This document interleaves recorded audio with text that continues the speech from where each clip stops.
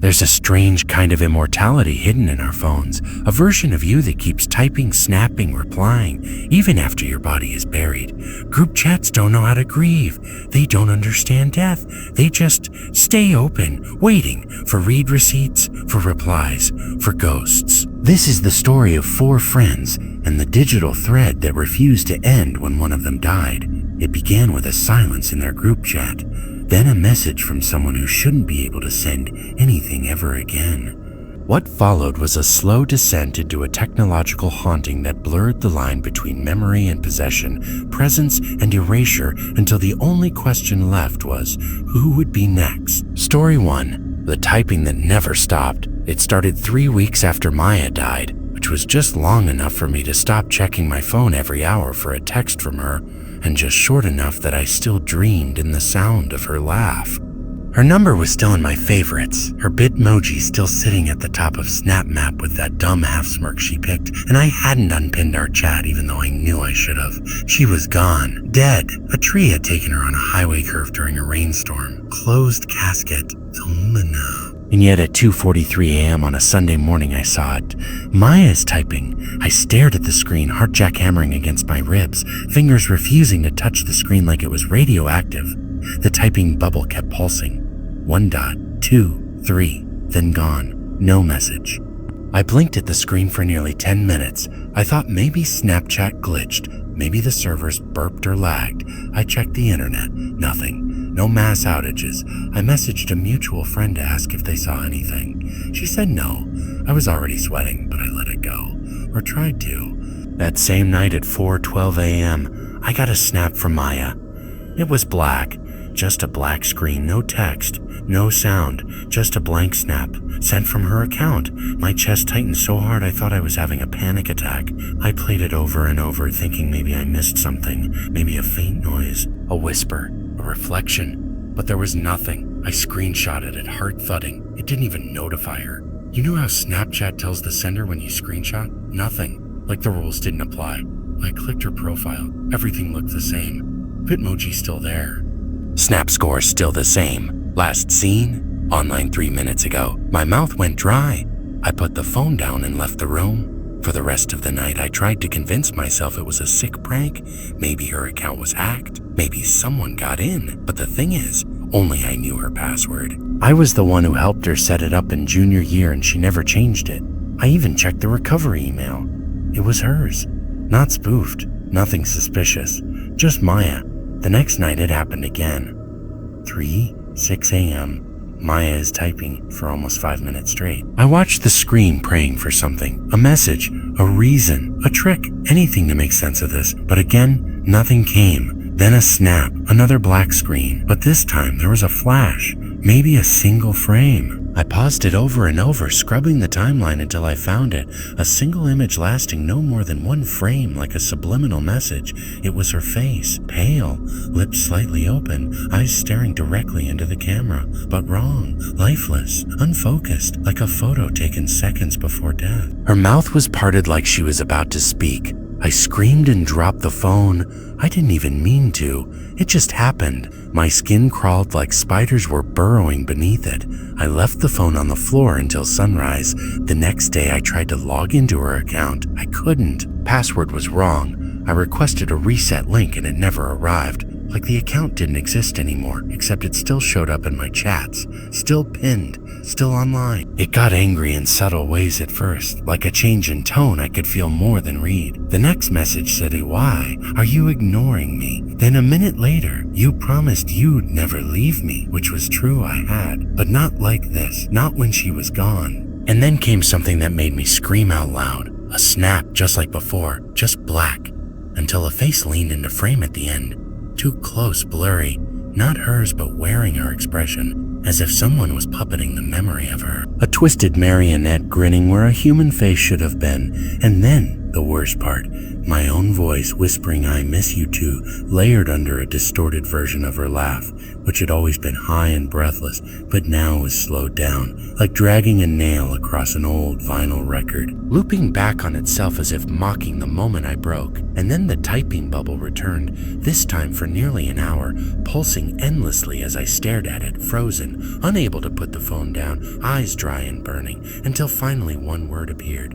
"Oh, come, just that, nothing else." No punctuation again, and I dropped the phone again and sat in silence as my house creaked around me, every noise suddenly louder, more purposeful, the wind outside tapping against my window in a rhythm that felt intentional, and I could swear I heard footsteps in the hallway, even though I lived alone.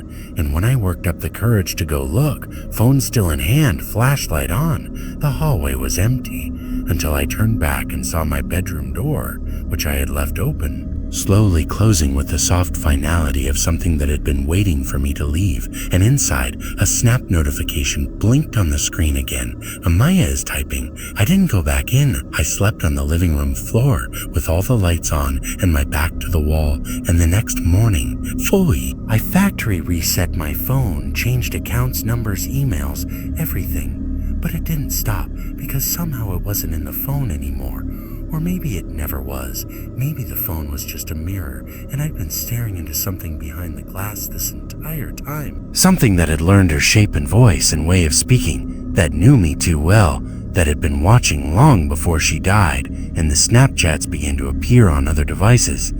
My work tablet, my smart TV, my roommate's phone, even though we weren't friends on the app. He came into my room holding his screen up and said, "Dude, is this your ex?" and showed me a message that just said he won't talk to me anymore. And I told him no, begged him to block her account, delete the app, but he looked confused and said, "A what account?" And when I grabbed the phone, the message was gone. No trace, no conversation, nothing. And he thought I was losing it, I could tell. And maybe I was. But then he started hearing typing too, like actual physical keyboard typing, coming from the wall between our rooms. Even though I didn't own a keyboard. And the next night I heard him scream, a wet guttural sound that made my blood go cold. And when I burst into his room, he was sitting in the corner, phone at his feet, crying and whispering as she said my name over and over. And the snap on his screen had already expired, but I could see the thumbnail still burning into the glass, like a ghost image after staring at the sun. And then he moved out, just left in the middle of the night, never said goodbye, and I didn't blame him, because I would have too if I could. But I didn't have anywhere to go. And by then I didn't sleep, didn't eat much. I stopped going to work, and time blurred until it wasn't even night or day anymore, just intervals between Snapchats, which now came hourly, each one more violent in content, more twisted. Until I started seeing images that didn't make sense, fractured faces, upside down rooms, a video of me walking past my own window from outside at 3:09 a.m., even though I had been in bed, paralyzed with fear. But the most terrifying was a snap that Tamayo showed my bedroom from above as if shot from the ceiling, and in the bed were two figures, me sleeping and something beside me, under the covers facing me, breathing with me in sync. And I thought of the phrase "a shared breath" and how intimacy could be horror. And I finally decided I had to end it, delete everything, destroy the phone, sever whatever digital artery had let this thing in. But when I opened Snapchat one last time to try to delete the account, the app was different. It had no menus, no interface, just a full screen image. Maya, smiling, eyes empty in the passenger seat of her old car, the one she died in, except behind her in the back seat was something else out of focus, just two eyes like burning coals peering over her shoulder. And then the screen went black and said, "Accept her request to join you." And my camera turned on by itself, and my reflection wasn't alone. Part 3. Dropped the phone as the camera stayed on, facing upward from the floor where it landed. And for a few seconds I could see the edge of my bed, the ceiling, and something tall stepping into the frame. Just a shadow, no features, not even clear movement, just presence, like a smear of darkness that the camera struggled to process, and the snap interface remained frozen on my screen like the app itself had become a prison cell, and I could swear I saw Maya's face flicker in and out on the edge of the glass, like a reflection layered under my own. mouthing something I couldn't hear, and then the image began to shake. No, not shake, pulse, as if it had a heartbeat, and the snap switched to video automatically without my input and started recording my horrified expression from the ground up, the timer counting upward in the corner while I stayed frozen, knowing that whatever was behind the phone was watching, filming, learning, and the message that followed wasn't a notification but a whisper in my left ear that I felt inside my skull, a smile, and I did, not because I wanted to, but because something pulled the corners of my mouth against my will. Something ancient and digital that had grown teeth, and for the next few days I couldn't look at my phone at all. I kept it off, hidden under a metal toolbox in the garage, but it kept vibrating on its own, dead battery and all. Until one night I heard it ring with the Snapchat ringtone echoing from the vent like it was underground, and I found the phone on, fully charged, camera on, filming again, but this time facing the basement stairs, and I didn't remember turning it on or going down there.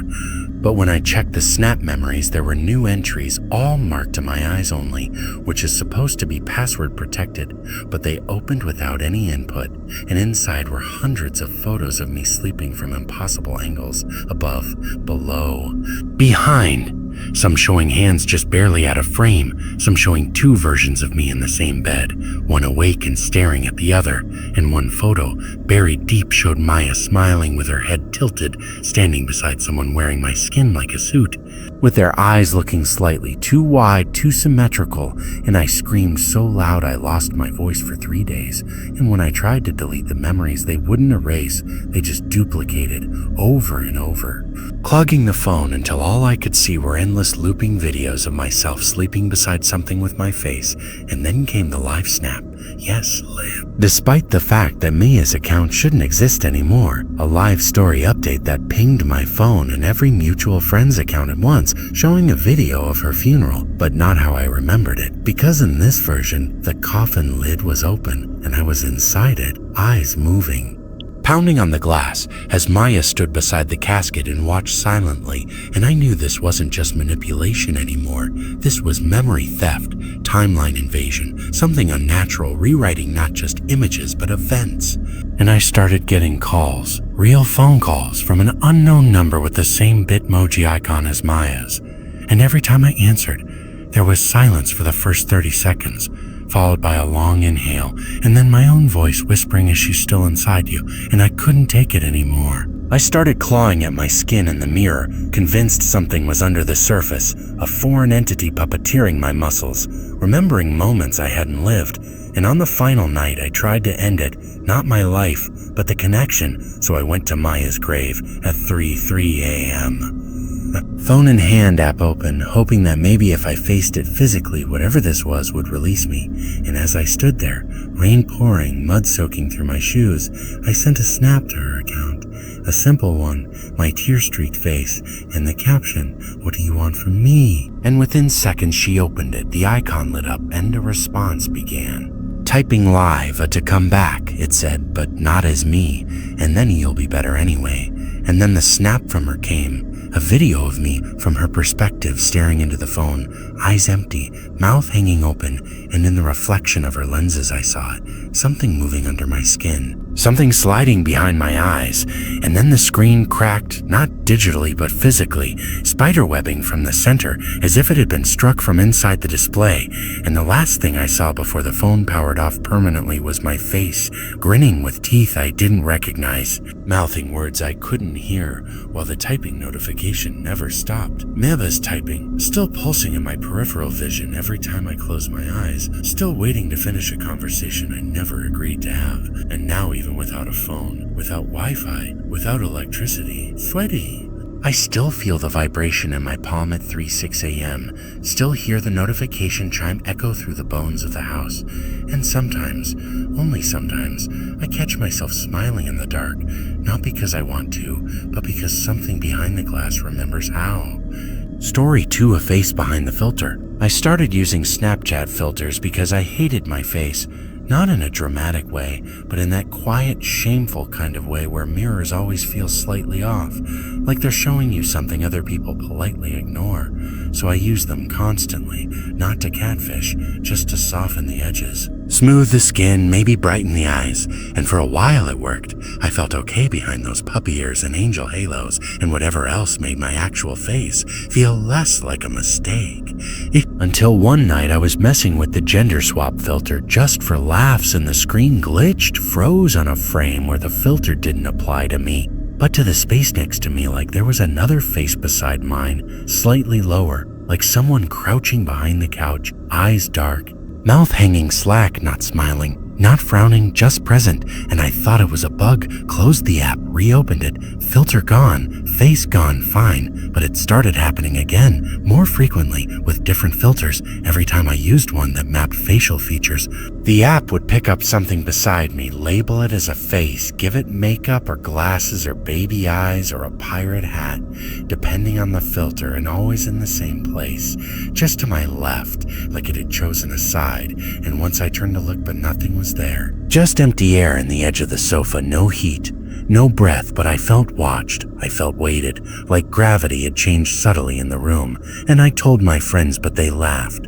said maybe my camera was cracked or the AI was drunk, but the filters don't lie. They're built on facial recognition and depth sensing, they're not random, and one night when I snapped a selfie and used a heart filter that places a little red sticker over each eye and lips, I noticed that the other face, if I zoomed in on the second filter, overlay, didn't have symmetrical pupils. One was dilated, the other a pinprick, and the lips weren't lips. Not really, just an approximation, like the algorithm was trying to construct a human mouth from incomplete data, and I froze because I realized that whatever it wasn't just being seen, it was responding, evolving. And the next day I turned on my camera with no filters, just the raw feed, and in the corner was a faint light distortion, like heat shimmer, a ripple in the air, and I blinked, rubbed my eyes, checked again, and it was gone. But every time I took a picture after that, there was something new. In one snap, a hand behind my shoulder that wasn't mine. In another, a reflection in my window that looked like my face, but wrong, like a 3D render with imperfect lighting. And then it started getting bolder. The face began to appear in saved photos, even ones I didn't take with Snapchat, old photos on my phone, selfies from college, vacation pics, sometimes in the background, sometimes reflected in glass, always watching, always closer than I remembered. And I started to dread opening the gallery, never knowing where it might show up next, like playing a slow, horrifying game of Where's Waldo with something that hated being seen. And the face, God, the face. It wasn't angry. It wasn't even curious. It was empty, like someone had wiped it clean and left only the imprint of wanting, like it wanted to be known but didn't know how. And one night I turned on the front camera and just stared at it, filterless, waiting, and after a few minutes, the screen twitched, flickered, and then the background warped slightly. And I saw it, clear as standing behind me, too tall, shoulders slightly hunched, no clothes, no hair, skin like wax, face blank except for the eyes, which were mine, exactly mine, and it moved when I moved, but slightly slower, like lag on a bad connection, and I screamed, dropped the phone, shattered the screen, and when I went to the bathroom to throw water on my face, I saw it in the mirror behind me, just for a split second, but enough to confirm it wasn't digital, or not only digital, and from that point on, I stopped using Snapchat completely, deleted the app, wiped the data, reset the phone, bought a new one, but it didn't matter, because now the filters on other apps started picking it up. Instagram, TikTok, even my banking app's face scan, it would glitch every time, briefly showing a double scan or a second frame, and I began to notice that when I walked past glass or dark TV screens, there were often two reflections, mine and one that lagged, flickered, or smiled when I didn't, and I stopped taking selfies, stopped going near mirrors, and my apartment felt colder, heavier, like the air itself had texture, and sometimes I would wake up to the sound of a notification even though my phone was off, and there would be a new snap from unknown, just a black screen with a single emoji, the mask, or the eye, or the skull, and once it was just the word learning, and that night I dreamt of being peeled, not skin but identity, like something was stripping away the parts of me that were private, sacred, mine, and reconstructing them in real time, like a parasite modeling its host. And eventually I started seeing the face outside my phone, outside my apartment, on the train, in crowds, across the street, always still, always facing me, and no one else reacted, no one ever turned or noticed. And I wondered if I was losing it, if I'd finally fractured. Until I met someone online who posted a blurry TikTok showing a filter glitch that revealed a similar second face, and when I messaged her, she said, "Don't engage it, don't feed it, it only wants to be you." And then she blocked me, deleted her account, vanished, and when I searched her name, there were no records. None, like she never existed. And I knew then that this thing, this filter being, wasn't content with just being seen. It wanted to replace, overwrite, possess. And when I finally gathered the courage to turn my camera on again after weeks of silence, the app opened automatically. Flipped to front facing, and the camera was already recording, but not me. It was filming from inside the phone. Looking out, and on the screen was my face, but it blinked before I did, and behind my eyes I saw movement. Movement like something swimming through fog, pressing against the inside of my pupils like glass too thin to hold it back, and I screamed without sound, just breath and salt and terror as the camera app refused to close, refused to obey, and instead began switching filters on its own. Dog ears, flower crown, anime blush, each one landing first on my face, then flickering sideways to the other, as if cycling through identities to see which suited it best. And I couldn't look away because somehow I knew deep in my spine that if I looked away, if I turned the phone off or threw it or ran, it wouldn't just stay, it would come out, step through the lens, not by force but invitation. And I felt it smiling beneath the filters, not outwardly, but inside me, a grin curling up through my nerves, and then the video stopped and saved automatically. And I watched it back because I had to, because something in me whispered that I'd already lost the choice. And in the recording, I looked calm, motionless, eyes wide, mouth slightly open. But it wasn't me, it couldn't be me, because I didn't remember sitting like that or holding the phone so still. Meiwol. And behind me in the video, standing just in frame, was the face again, clearer now, evolving, no longer a smudge, no longer hollow, but filled in with features that were almost beautiful, like someone had painted my face by memory and gotten 90% right.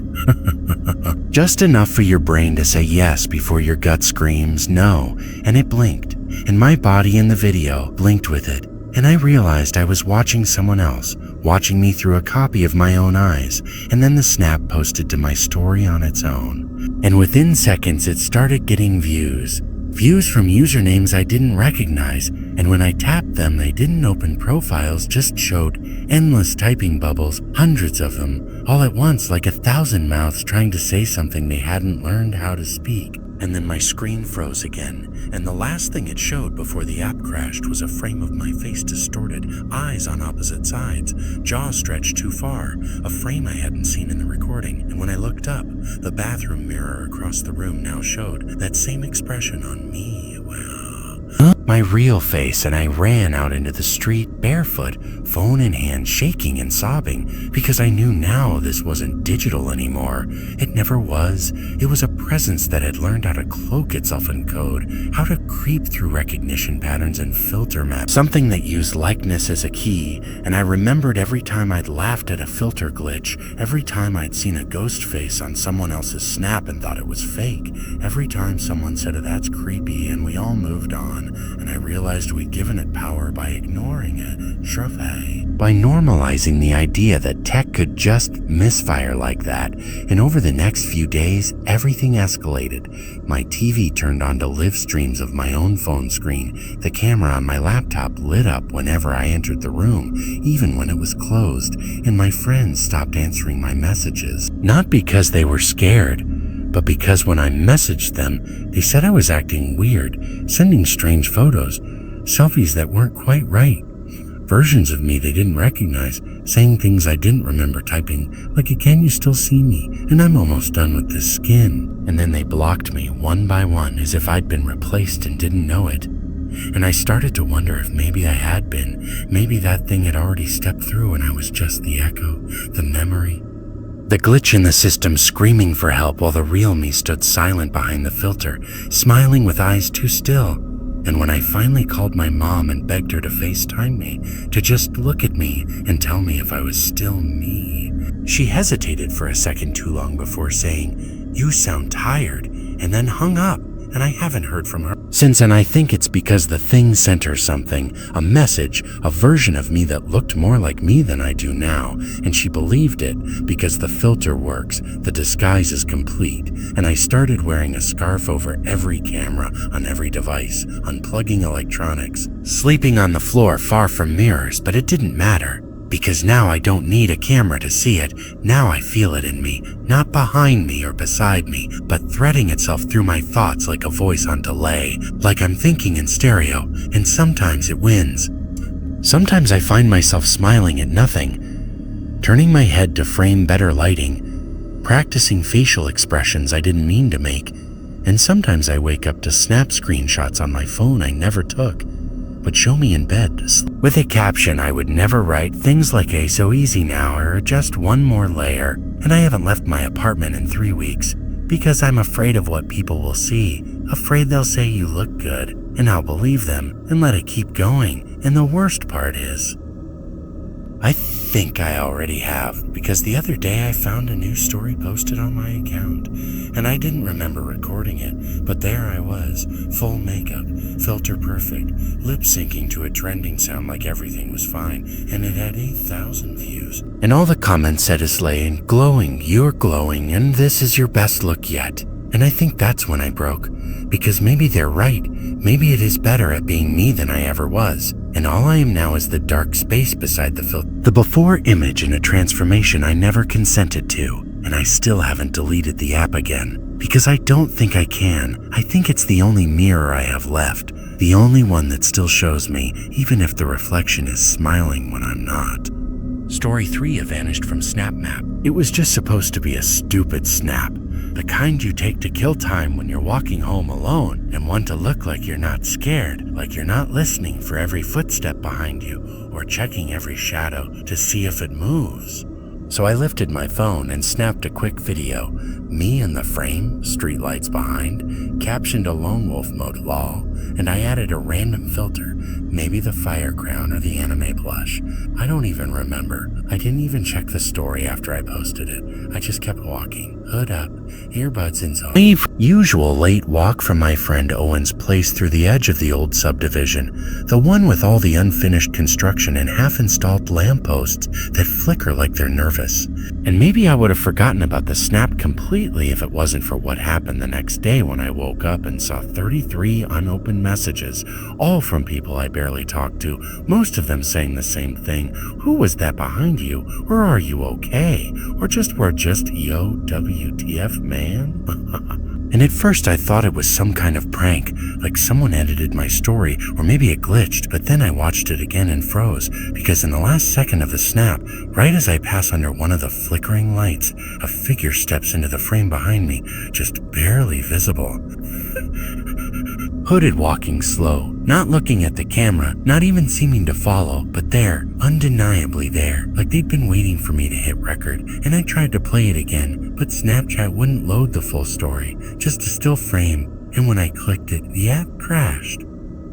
And when I reopened it, the story was gone, disappeared from my account, but not from everyone else's, because people kept messaging me, sending blurry screenshots, and in each one the figure looked different, closer, more detailed, like it was sharpening with each share. And by noon that day, the snap map showed my Bitmoji active in a totally different part of town, near a wooded area miles from my house. And that's when I started panicking, because I was in bed, watching this happen in real time, and yet my account was pinging from somewhere I'd never been. And the Bitmoji, my Bitmoji, was just standing there, unmoving in the woods for hours, and no matter how many times I refreshed or closed the app, it stayed there, fixed, like it had been pinned by something, and my snap score kept going up, even though I wasn't sending anything. Hadn't opened the app since that morning, and every time it increased, I felt a little colder, like something was being taken from me in pieces. Memories, gestures, habits I don't even know. Until that night I noticed something else. Something no one else seemed to catch. In the SnapMap satellite view, you can sometimes see shapes in the terrain if you zoom in far enough, and right where my Bitmoji was pinned, there was a faint outline of something human-shaped lying down, long and narrow, like a body imprint left in wet grass. And that's when I tried to delete my account. But Snapchat wouldn't let me, kept freezing on the confirmation screen, and then it logged me out on its own. And when I tried to get back in, it said account not found, and my phone started freezing randomly, battery draining in minutes, camera flickering like a dying eye. And that night I heard a knock on my window even though I live on the second floor, and when I pulled the curtain, there was nothing there but a muddy handprint smeared across the glass, and it wasn't mine. It was bigger, longer fingers too wide a span. And I didn't sleep, just sat in bed refreshing Snap Map on my old tablet, which still had my account logged in somehow, and the Bitmoji had moved, just slightly, still in the woods, but now it was deeper in, off the path. And the longer I stared, the more I noticed that every few hours it shifted location again, always heading inward toward the center of something I couldn't see. And then the messages stopped coming from friends and started coming from unknown accounts. Usernames like the ones around you, and a look closerples, and a TH3 Woods watch. And they all sent the same thing. A photo of the same forest clearing, taken from different angles, and in each one, standing far in the distance, was a figure that looked like me. Facing away, arms limp at the sides, head slightly tilted, like I was listening to something only I could hear, and the backgrounds were wrong, like the light was bent, like time didn't pass the same in those pictures, and one message just said you never came back. And I started wondering if maybe something had happened that night I took the snap, something I didn't remember. Like maybe I did go into those woods and left a part of me behind. Maybe what I thought was just a glitch was actually a copy, a decoy, something made from the echo of my digital footprint, and that thing was still out there, using my account, snapping pictures I never saw, watching people through my lens, and then the story notifications started again, not from me, but from you, which was somehow my account, but not. But I couldn't not look, I had to. And when I turned, nothing was there. Just my room, the dark window, my reflection in the screen, except the reflection wasn't doing what I was doing. It wasn't smiling like I was. And that's when I realized I was smiling, wide and unblinking. And I hadn't meant to, hadn't chosen to. And in the reflection, my hand was raised and mine wasn't. And I blinked and it didn't. And I reached for the light switch just as the power cut out and the room dropped into pure silence. And I waited, holding my breath. And from the dark came the soft ping of a snap notification, and I knew then that light wasn't going to save me, that whatever this thing was didn't need power, didn't live in screens, it just used them, wore them like masks, and I scrambled for the flashlight app but it wouldn't load. So I used the dim glow of the screen itself to navigate, and that's when I saw it, the snap sent to me from a video already open, playing without input, showing the forest again, but this time from a new angle, from above like drone footage, circling a clearing with a ring of stones in the center and something lying in the middle, curled up, fetal, wearing my hoodie, my shoes, my skin, and the audio was just static until the very end when my voice, said, "You don't belong there anymore," and I swear I felt something leave me. A pressure behind my eyes uncoil, like an anchor line snapping, and I dropped to my knees with this sudden wave of dizziness, nausea, and grief, like I just lost something permanent, like a piece of my soul had been disconnected from whatever tether kept it upright, and after that day, nothing felt stable anymore. Mirrors lagged when I passed them. I cast double shadows in the afternoon. My voice on recordings didn't match the one in my head, and people started forgetting me, literally forgetting. I'd call a friend and they'd say, or remind me how we know each other. And my boss emailed asking when I'd applied for the job I'd been working for 8 months. And my own mother hesitated when she picked up FaceTime, blinked too long, asked, "Are you sure this is?" and never finished the sentence, and I stopped answering the door, stopped checking my phone, but it didn't matter because it still updated on its own, new snaps appearing without permission, memories in the gallery of places I hadn't been, timestamps that didn't exist. And every photo had that same motif. Trees, distance, a figure watching from just out of frame, and I realized it was dragging me back, pixel by pixel, memory by memory, stealing my place in this world and replacing it with something born in the dark between GPS pings and face detection scans. And when I finally went back to the forest just to see it, just to know, I walked until the trail ended and kept walking, and every step felt familiar, like a half-remembered dream. And eventually I found it, the clearing, the stones, the smell of soil and iron and something else, something electric. In the middle was my phone, face down in the dirt, screen cracked but glowing faintly. And when I picked it up, it unlocked without a passcode, opened Snapchat on its own, and the camera showed me holding the phone, but the arms weren't mine, the hoodie was too big. The hands too pale, and I dropped it again, ran, didn't look back, and when I got home, everything had changed.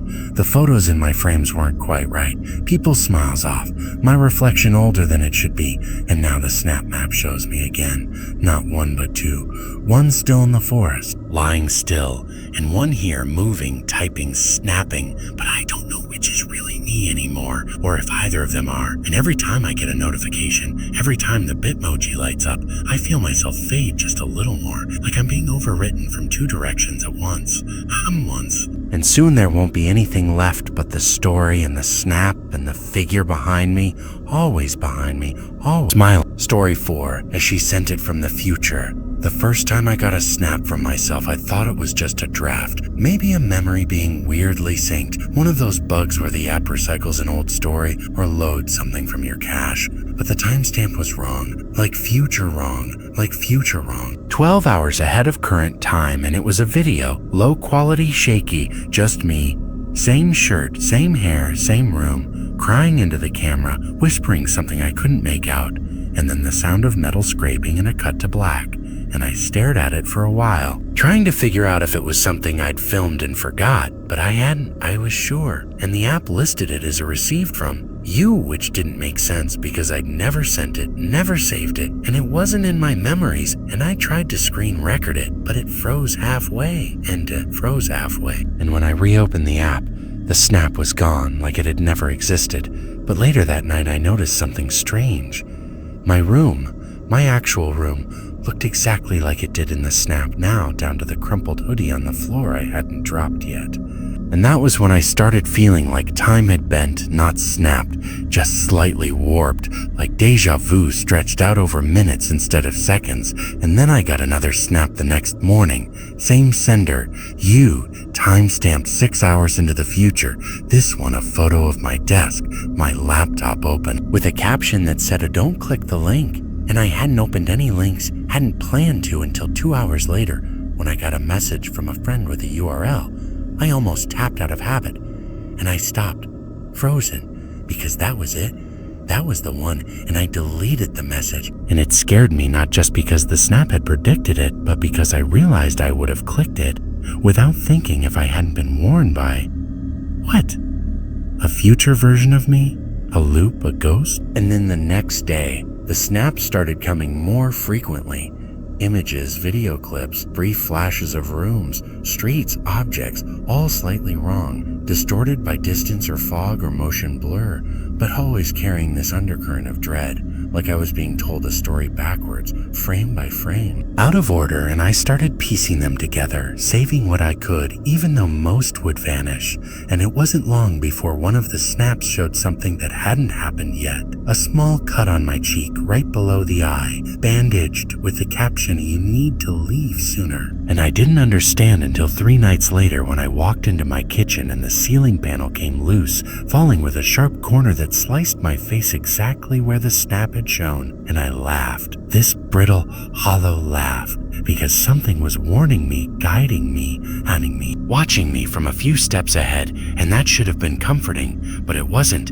It was terrifying because whoever was sending them was me, or at least using my account, my eyes, my perspective, and they weren't just reacting to things. They were trapped in them, like they were watching something unfold again and again and again, trying to rewrite it, and then came the snap that changed everything, the one that showed my apartment door, splintered inward, frame cracked, with a foot just visible on the ground, my foot, and the text said, "You didn't listen." And I threw up, not out of fear, but because it felt like I'd already seen that scene in real life.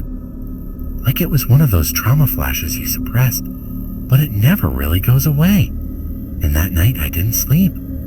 I sat in the corner of my room with the lights on, watching the door, until 3:33 a.m. When the power went out and I heard footsteps outside my window, and I didn't move, didn't breathe, and nothing happened. But in the morning, my doormat was gone, replaced by a photograph of me sleeping, face turned toward the lens, eyes barely cracked open, time stamped 4:01 a.m. And the sender was still you, and I realized then that these weren't warnings.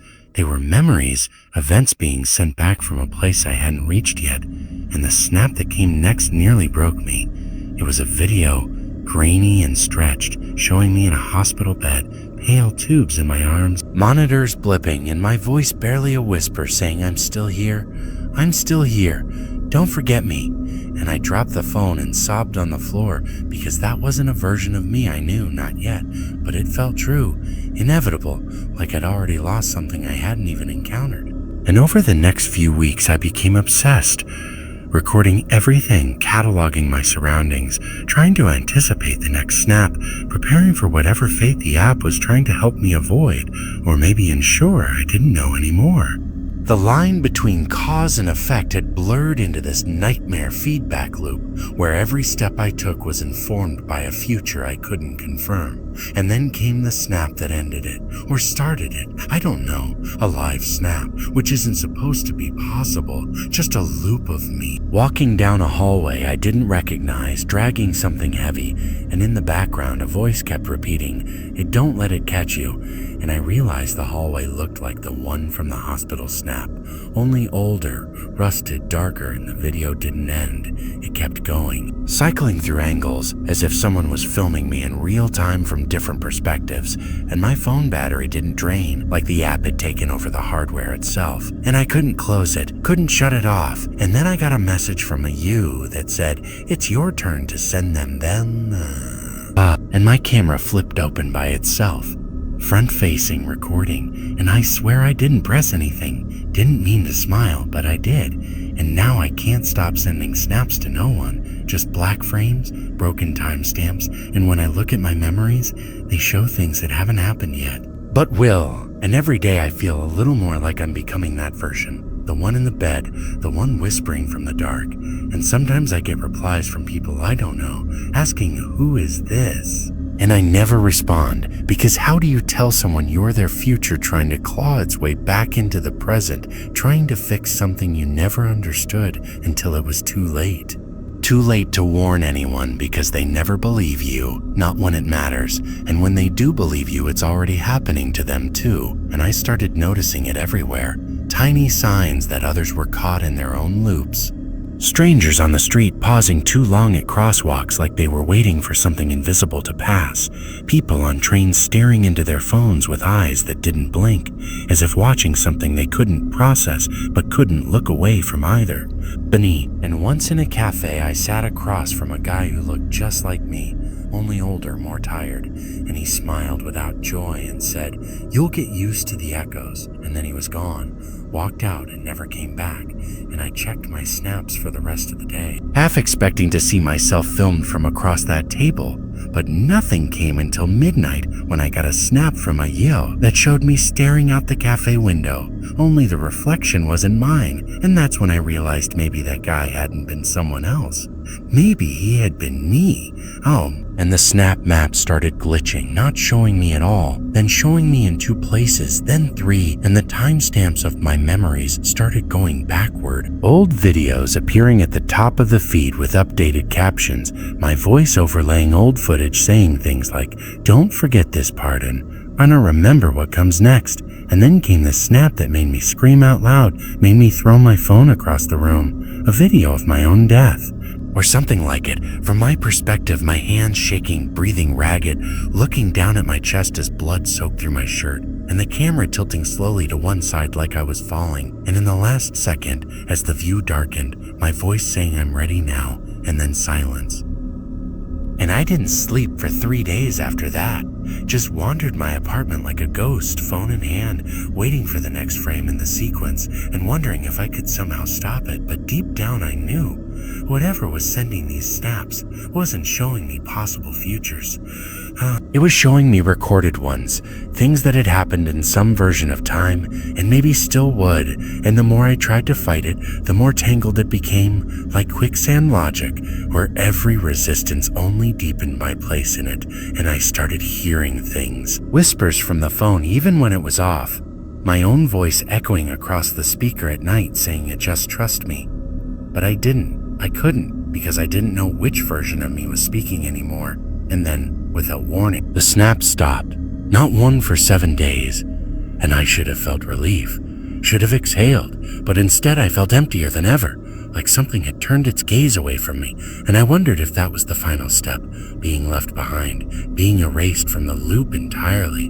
And on the 8th day I got one final snap. No caption. Just a mirror in a dark room. A single hand pressed against the glass from the inside. And I stared at it for hours. Heart pounding, knowing it was me, not just symbolically, but literally, that I was inside that image, trapped. And the me holding the phone now was just the shell that remained, a broadcast echo playing out the final steps, and then the app crashed, logged me out, deleted itself, and my phone went dead. And when I replaced it, created a new account, the name of you was already taken. But the Bitmoji looked like me waiting, still typing. Grief has no expiration date, but online it has no boundaries either. When a group chat becomes a graveyard, who decides when to leave? If apps learn from us, from our habits, our phrases, our patterns, what happens when the algorithm doesn't know we're dead? Maybe it keeps talking. Maybe it keeps becoming. Maybe it keeps becoming. The ghost group chat didn't just mourn Jace. It reshaped itself around him, and whatever was born inside that silence, it didn't want closure. It wanted continuity. The last time I checked, the chat was still active. The last member was still typing, and somewhere deep in the servers where lost data lingers, it waits for one more invite, for one more voice, for one more soul.